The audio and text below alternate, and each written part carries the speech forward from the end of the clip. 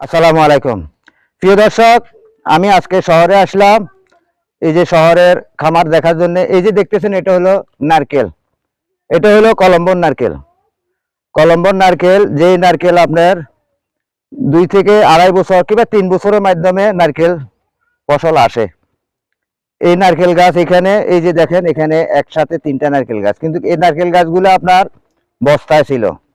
তো বস্তাতে নারকেলের শ্বাস ছিল, কিন্তু বস্তাগুলো এখানে ছিল। তো এখানে বিভিন্ন রকম মাটি কিংবা বালু এসে এটা ভর্তি হয়ে গেছে, নারকেল গাছগুলো আর সরাই লাগানি যায় নাই। তাই আপনাদেরকে বলতেছি, আপনারা যেখানে সেখানে নারকেল গাছ লাগাইতে পারবেন। কারণ নারকেল গাছ আপনার বড় ড্রামের ভিতরে লাগানি যায়, কিংবা আপনার এই এই যে টয়লেটের যে রিং তৈরি হয়, এরকম আপনার 2টা রিং বসাই দিয়ে রিং এর মাধ্যমে মাটি দিয়ে সেখানেও আপনার নারকেল গাছ স্থাপন করতে পারেন।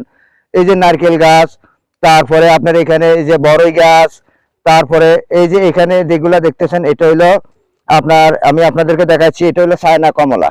এই যে চায়না কমলা, এটা হলো চায়না কমলা।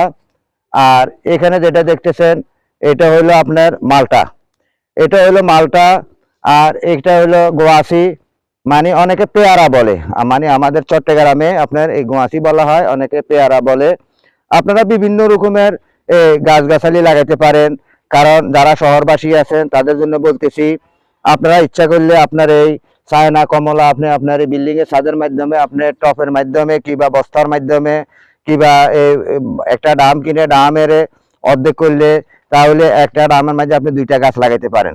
যেমন আপনার এই যে নারকেল গাছ, আপনার এই নারকেল গাছে আপনার প্রচুর নারকেল আসবে, অনেক ফসল আসবে। কারণ এই নারকেল গাছ আপনার 3 বছরে নারকেল এই আপনার ফলন আসে।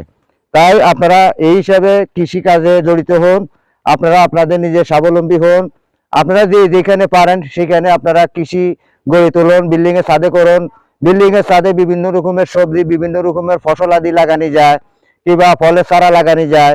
তাই সেই প্রত্যাশা রেখে আমি আব্দুল মতিন ইউটিউব চ্যানেল ও ফেসবুক পেজ থেকে বিদায় নিচ্ছি। আসসালামু আলাইকুম ওয়া রাহমাতুল্লাহি ওয়া বারাকাতুহু।